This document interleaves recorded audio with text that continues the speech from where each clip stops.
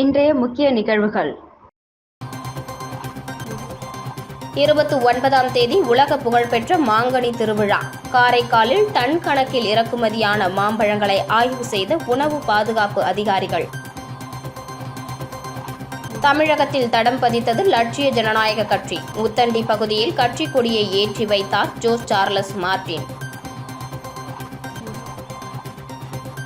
29ஆம் தேதி நடைபெறவுள்ள உலக பிரசித்தி பெற்ற மாங்கனி திருவிழாவை முன்னிட்டு டன் கணக்கில் இறக்குமதியான மாம்பழங்களை உணவு பாதுகாப்புத்துறை அதிகாரிகள் ஆய்வு மேற்கொண்டனர். புதுச்சேரி மாநிலம் காரைக்கால் மாவட்டத்தில் உள்ள உலக புகழ்பெற்ற காரைக்கால் அம்மையார் ஆலய மாங்கனி திருவிழா இன்று இரவு மாப்பிள்ளை அழைப்புடன் தொடங்கி நாளை மறுதினம் 29ஆம் தேதி மாங்கனி திருவிழாவின் முக்கிய நிகழ்ச்சியான பிச்சாண்டு மூர்த்தி வீதி உலாவில் மாம்பழம் இறைத்தல் நிகழ்வை முன்னிட்டு காரைக்கால் மாவட்டத்திற்கு தமிழகத்தின் பல்வேறு மாவட்டங்களிலிருந்தும் விற்பனைக்காக டன் கணக்கில் மாம்பழங்கள் பல்வேறு பழக்கடைகளுக்கு இறக்குமதியாகியுள்ளது.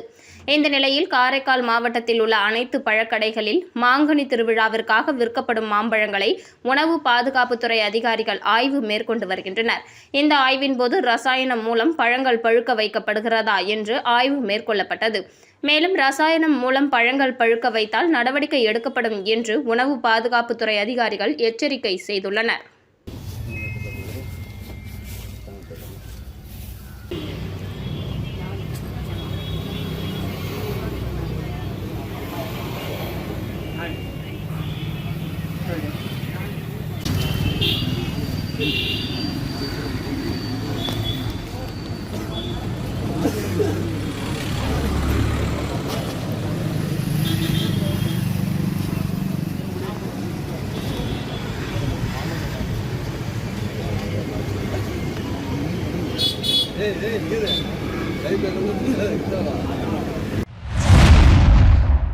மக்கள் நலனே எங்கள் இலக்கு. ஆட்சியும் மாறும், காட்சியும் மாறும், மக்களும் மாறியுள்ளனர். தமிழகத்தில் லட்சிய ஜனநாயக கட்சி தலைவரின் முதல் கட்சி நிகழ்வான சென்னை உத்தண்டியில் நடைபெற்ற கட்சி கொடியேற்று விழாவில் ஜோஸ் சார்லஸ் மார்டின் தெரிவித்துள்ளார்.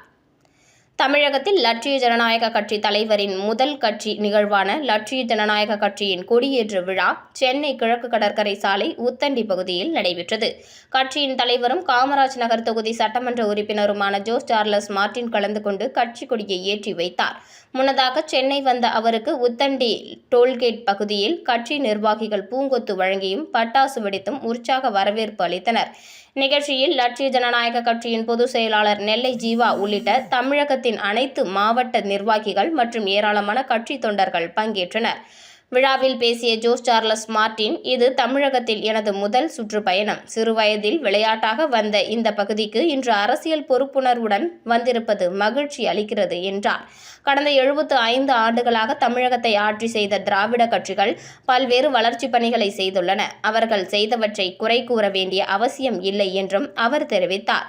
தற்போது தமிழக அரசியலில் இளைஞர்களின் பங்களிப்பு அதிகரிப்பதிருப்பதாக குறிப்பிட்ட அவர், அதற்கு ஒரு காரணம் தமிழக முதல்வர் விஜய், அண்ணாமலையும் புதிய அரசியல் சக்தியை உருவாக்கியுள்ளார். அதேபோல் லட்சிய ஜனநாயக கட்சியும் உருவாக்கி ஏராளமான இளைஞர்களை அரசியலுக்கு ஈர்த்து வருகிறது என்றார். லட்சிய ஜனநாயக கட்சியின் நோக்கம் தமிழகம் மற்றும் புதுச்சேரியை இந்தியாவின் முன்னணி வளர்ச்சியடைந்த மாநிலங்களாக மாற்றுவதே என தெரிவித்த அவர், ஒரு காலத்தில் பல மாநிலங்களை விட தமிழகம் முன்னேறி இருந்தது. ஆனால் இன்று சிங்கப்பூர் போன்ற நாடுகள் மிகப்பெரிய வளர்ச்சியை அடைந்துள்ளன. தமிழகம் மற்றும் புதுச்சேரியும் உலகிற்கு முன்மாதிரியாக உருவாக வேண்டும் என்றார். மேலும் பூட்டான் உலகின் அமைதியான நாடுகளில் ஒன்றாக திகழ்கிறது. அந்நாட்டின் இயற்கை வளங்கள் மற்றும் நிலையான வளர்ச்சி திட்டங்களை நேரில் ஆய்வு செய்துள்ளேன்.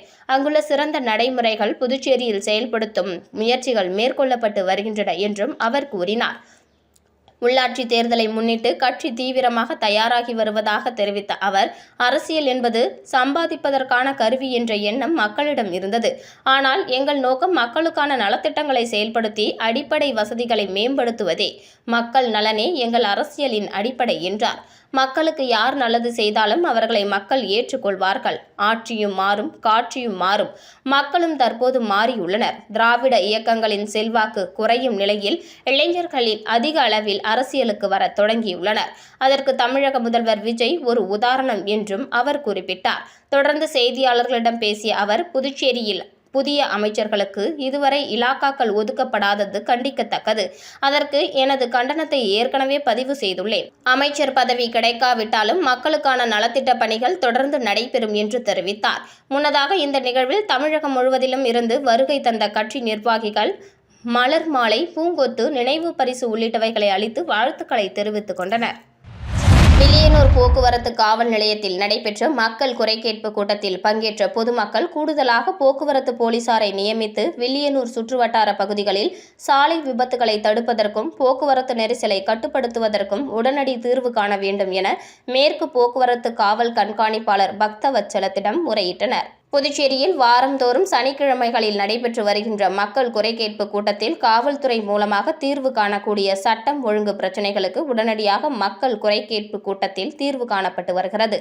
தொடர்ந்து வில்லியனூர் போக்குவரத்து காவல் நிலையத்தில் நடைபெற்ற மக்கள் குறைதீர்ப்பு கூட்டத்தில் பங்கேற்ற மேற்கு போக்குவரத்து காவல் கண்காணிப்பாளர் பக்தவத்சலத்திடம் குறை கேட்பு கூட்டத்தில் கலந்து கொண்ட பொதுமக்கள் வில்லியனூர் போக்குவரத்து காவல் நிலையத்திற்கு உட்பட்ட பகுதி என்பது நீண்ட தொலைவு மற்றும் அதிக மக்கள் தொகை கொண்ட பகுதி. இந்த நிலையில் சாலை விபத்துகள் ஏற்படுகின்ற பொழுது சம்பந்தப்பட்ட போக்குவரத்து காவல் நிலையத்திற்கு தகவல் கொடுத்தாலும் சம்பந்தப்பட்ட காவலர்களால் சரியான நேரத்திற்கு விபத்து நடந்த பகுதிக்கு வர இயலவில்லை. இதற்கு காரணம் போதிய அளவிற்கான போக்குவரத்து காவலர்கள் பற்றாக்குறைதான் என பொதுமக்கள் அதிகாரியிடம் குற்றச்சாட்டை முன்வைத்தனர். இதனை கேட்டுக்கொண்ட காவல் கண்காணிப்பாளர் காவலர்கள் பற்றாக்குறையை நிவர்த்தி செய்வதற்கு நடவடிக்கை மேற்கொள்ளப்பட்டு வருவதாக கூட்டத்தில் கலந்து கொண்ட பொதுமக்களிடம் உறுதியளித்தார். மேலும் மக்கள் குறை கேட்பு கூட்டத்தில் வில்லியனூர் போக்குவரத்து ஆய்வாளர் செந்தில்குமரன் மற்றும் உதவி ஆய்வாளர்கள், போக்குவரத்து காவலர்கள் என பலர் உடனிருந்தனர். கோயிலுக்கு அந்த மரம் கொடுத்தாரு அவங்க வெளியில்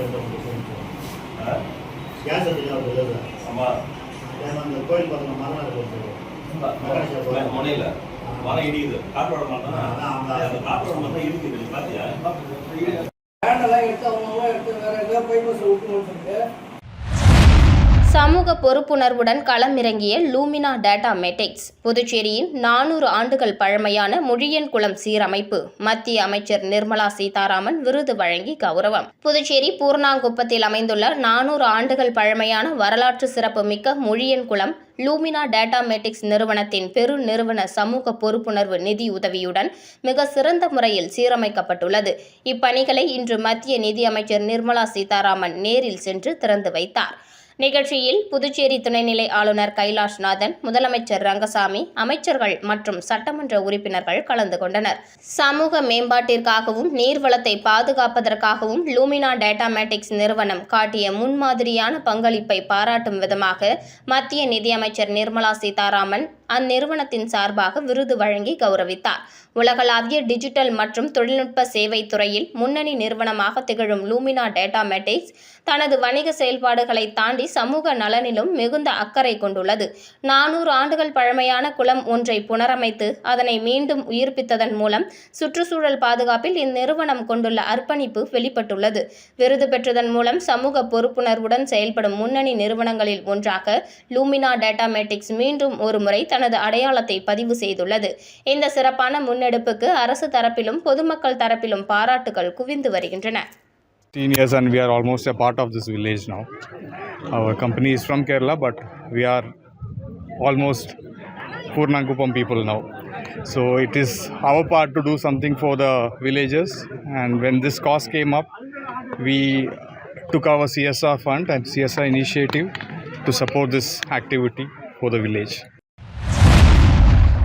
இயக்குனரும் நடிகருமான கே. பாக்யராஜ் மறைவிற்கு லட்சிய ஜனநாயக கட்சி தலைவரும் காமராஜர் நகர் தொகுதி சட்டமன்ற உறுப்பினருமான ஜோஸ் சார்லஸ் மார்ட்டின் தனது இரங்கலை தெரிவித்துள்ளார். இதுகுறித்து அவர் வெளியிட்டுள்ள செய்தியில், தமிழ் திரையுலகின் சிறந்த இயக்குனர், நடிகர் என பன்முக திறமையால் தனக்கென தனி முத்திரை பதித்த திரைக்கதை ஜாம்பவான் பாக்யராஜ் அவர் மறைந்த செய்தி மிகுந்த வேதனையையும் ஆழ்ந்த துயரத்தையும் அளிக்கிறது. அந்த 7 நாட்கள், முந்தானை முடிச்சி, தாவணி கனவுகள் போன்ற காலத்தால் அழியாத படைப்புகள் மூலம் தமிழ் சினிமாவிற்கு புதிய பரிமாணத்தை வழங்கியவர். தனது தனித்துவமான கதை சொல்லும் பாணியாலும் யதார்த்தமான திரைக்கதைகளாலும் தலைமுறைகளை கடத்தும் ரசிகர்களின் மனதில் நிலைத்திருப்பார். அவரது மறைவு தமிழ் திரைப்பட உலகிற்கு ஈடு செய்ய முடியாத பேரிழப்பாகும். அவரது கலை படைப்புகளும் சாதனைகளும் என்றும் தமிழ் மக்களின் நினைவில் நிலைத்திருக்கும். அன்னாரை இழந்து வாடும் அவரது குடும்பத்தினருக்கும், நண்பர்களுக்கும், திரையுலகிற்கும், ரசிகர்களுக்கும் எனது ஆழ்ந்த இரங்கலையும் அனுதாபங்களையும் தெரிவித்துக் கொள்கிறேன் என தெரிவித்துள்ளார். பூமி யோகாசன விளையாட்டு சங்கம், யோகாசன பாரத் இணைந்து லாஸ்பேட்டை பல்நோக்கு விளையாட்டு அரங்கில் யோகாசன விளையாட்டு போட்டியை துவங்கியது.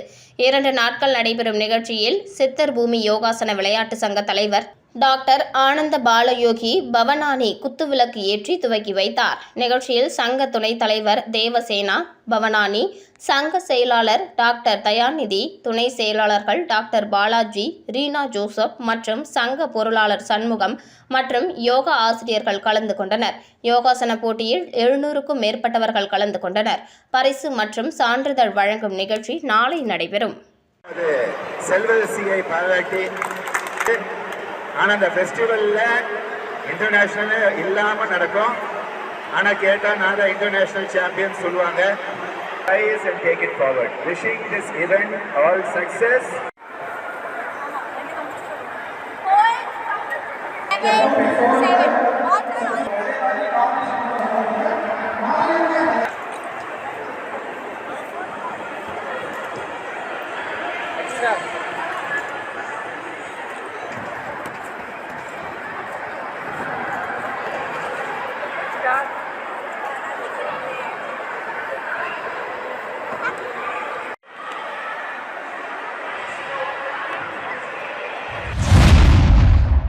வில்லியனூர் ஆயுஷ் மருத்துவமனையில் உலக யோகா தினம், திரளான பொதுமக்கள் பங்கேற்பு. புதுச்சேரி மாநிலம் வில்லியனூரில் அமைந்துள்ள ஆயுஷ் மருத்துவமனையில் சர்வதேச யோகா தினத்தை முன்னிட்டு சிறப்பு யோகா பயிற்சி மற்றும் விழிப்புணர்வு நிகழ்ச்சி உற்சாகமாக நடைபெற்றது.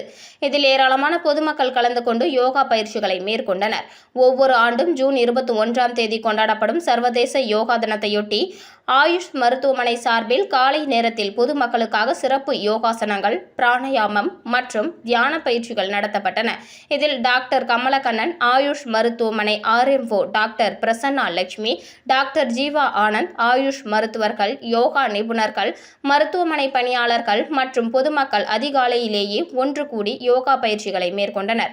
யோகா ஆசிரியர் ஞானவேலு உடல் ஆரோக்கியத்தை மேம்படுத்தவும், மன அழுத்தத்தை குறைக்கவும், மன அமைதியை ஏற்படுத்தவும் யோகா மற்றும் பிராணாயாம பயிற்சிகள் எவ்வாறு உதவுகிறது என்பது குறித்து விளக்கமளித்து பல்வேறு யோகாசனங்களை செய்முறை விளக்கத்துடன் கற்றுக் கொடுத்தனர். நிகழ்ச்சியின் நிறைவில் தினசரி வாழ்வில் யோகாவை ஒரு அங்கமாக கடைபிடிப்பதன் மூலம் ஆரோக்கியமான வாழ்க்கை முறையை உருவாக்க முடியும் என மருத்துவர்கள் மற்றும் யோகா நிபுணர்கள் வலியுறுத்தினர்.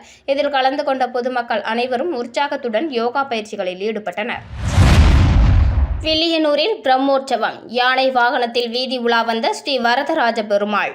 புதுச்சேரி மாநிலம் வில்லியனூரில் அமைந்துள்ள அருள்மிகு ஸ்ரீ பெருந்தேவி தாயார் சமேத தென்கலை ஸ்ரீ வரதராஜ பெருமாள் கோவில் தேவஸ்தானத்தில் 22ஆம் ஆண்டு பிரம்மோற்சவ விழா பக்தி பரவசத்துடன் சிறப்பாக நடைபெற்று வருகிறது. விழாவையொட்டி கடந்த 20ஆம் தேதி கொடியேற்றத்துடன் பிரம்மோற்சவம் தொடங்கியது. அதனைத் தொடர்ந்து தினமும் காலை மற்றும் இரவு வேளைகளில் பல்வேறு வாகனங்களில் மின் அலங்காரத்துடன் ஸ்ரீ வரதராஜ பெருமாள் திருவீதி உலா வந்து பக்தர்களுக்கு அருள் பாலித்து வருகிறார். 6ஆம் நாள் உற்சவத்தை முன்னிட்டு நேற்று இரவு ஸ்ரீ வரதராஜ பெருமாளுக்கு சிறப்பு அலங்காரம் செய்யப்பட்டு தீபாராதனை நடைபெற்றது. இதில் சிறப்பு அழைப்பாளராக வில்லியனூர் தொகுதி சட்டமன்ற உறுப்பினர் ரவிக்குமார் கலந்து கொண்டு சுவாமி தரிசனம் செய்தார். பின்னர் ஆலய நிர்வாகம் மற்றும் வன்னியர் குல சத்திரியர்கள் சார்பில் அவருக்கு மரியாதை செலுத்தப்பட்டது. மேலும் இந்த நிகழ்ச்சியில் சிறப்பு விருந்தினர்களாக முன்னாள் சேர்மன் பாலமுருகன், செல்வம் என்கிற சுப்பராயலு, விழா குழுவினர்கள் சத்தியமூர்த்தி, பிரேம் என்கிற புஷ்பராஜ், பாபு உட்பட ஏராளமானோர் கலந்து கொண்டனர். இந்த 6ஆம் நாள் உற்சவத்திற்கான உபயத்தை வன்னியர் குல சத்திரியர்கள் ஏற்றிருந்தனர். நிகழ்ச்சிக்கான ஏற்பாட்டினை வன்னியர் மட தனி அதிகாரி ராமதாஸ் தலைமையில் விழா குழுவினர் வெகு சிறப்பான முறையில் செய்திருந்தனர். இதில் உபயதாரர்கள், பக்தர்கள் மற்றும் பொதுமக்கள் திரளாக கலந்து கொண்டு சுவாமி தரிசனம் செய்தனர். தொடர்ந்து யானை வாகனத்தில் எழுந்தருளிய ஸ்ரீ வரதராஜ பெருமாள் மாட வீதிகளில் திருவீதி உலா வந்து பக்தர்களுக்கு அருள் பாலித்தார். வீதி உலாவின் போது பக்தர்கள் பெருமாளை வழிபட்டு பக்தி முழக்கங்களுடன் வரவேற்றனர். பின்னர் பக்தர்களுக்கு பிரசாதம் வழங்கப்பட்டது. இவ்விழாவிற்கான அனைத்து ஏற்பாடுகளையும் கோவில் நிர்வாக அதிகாரி சந்தனராமன் தலைமையில் பிரம்மோற்சவ உபயதாரர்கள், பாகவதர்கள் மற்றும் பக்தர்கள் என வில்லியனூர் பகுதி பொதுமக்களும் சிறப்பாக மேற்கொண்டு வருகின்றனர்.